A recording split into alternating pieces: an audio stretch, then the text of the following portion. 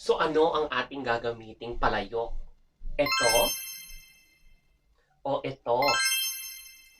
So yan mga kakabsat, mamili kayo. Ano bang gagamitin ko?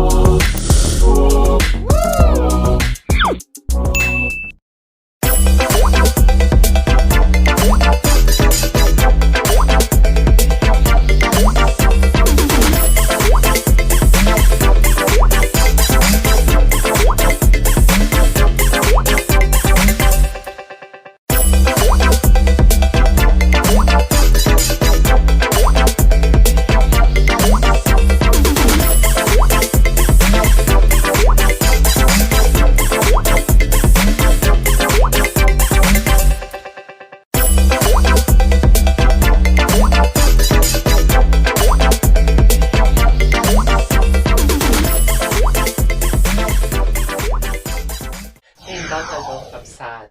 And welcome back to my kitchen! Ngayong umaga mga kakabsat ay magluluto tayo ng French toast.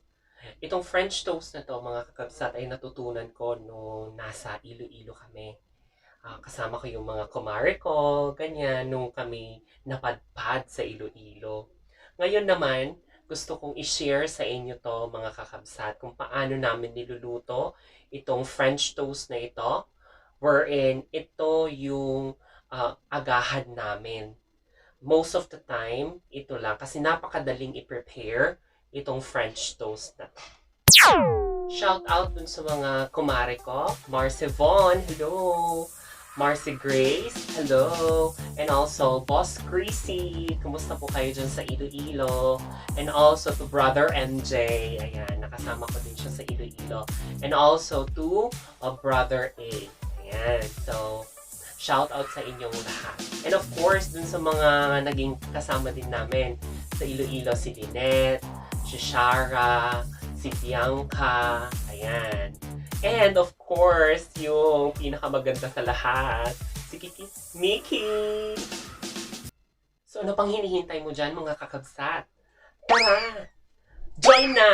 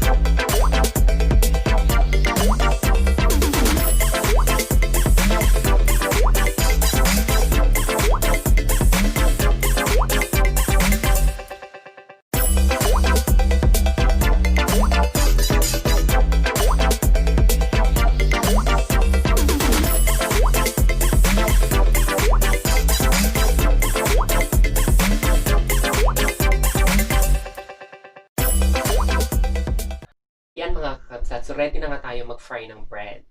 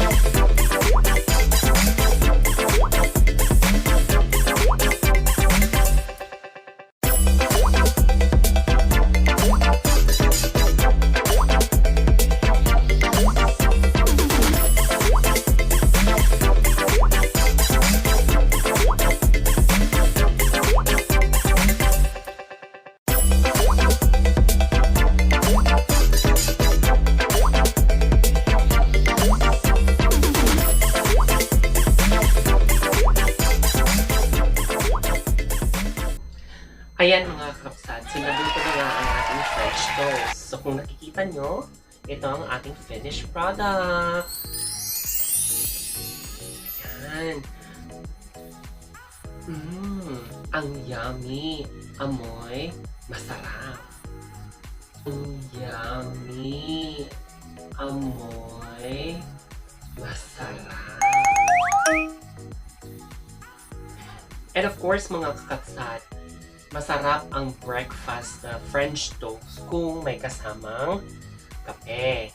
Yan. So, ito yung ating, wow, mainit-init pa na kape.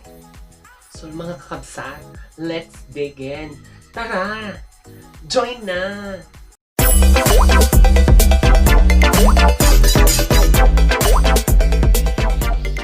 So, ayan. So, titikman na natin ang ating French toast.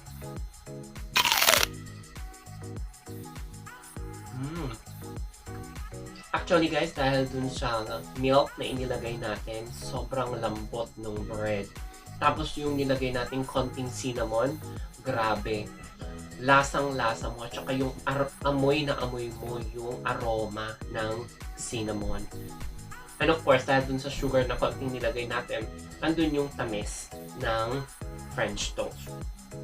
At saka kung napapansin yung mga kakabsat, naglalagay din ako ng fruit na peras kasi masarap din sa umaga na kumakain ka ng fruits. Bagay na bagay yung prutas na to dito sa ating French toast. Mga kakabsat.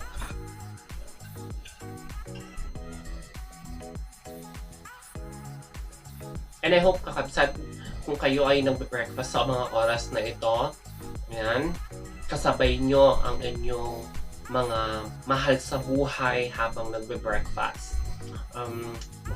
I've missed that for how many years na hindi ko nakakasama sa breakfast ang mama at papa ko. And of course, my kuya. And hopefully, in the near future, kapag syempre kompleto ang lahat, nasa probinsya, may share ko sa inyo yung vlog ng kasama ko sila. So, stay tuned kayo mga kabsat kasi for sure meron yan.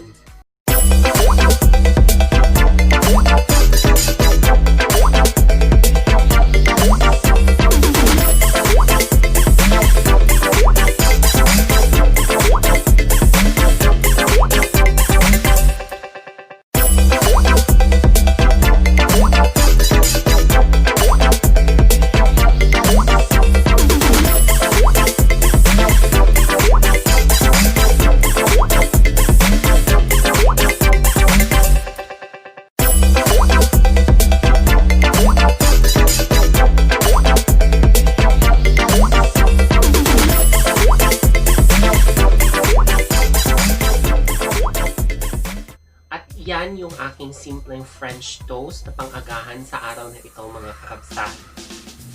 So kung nagustuhan mo itong video na to, don't forget to like.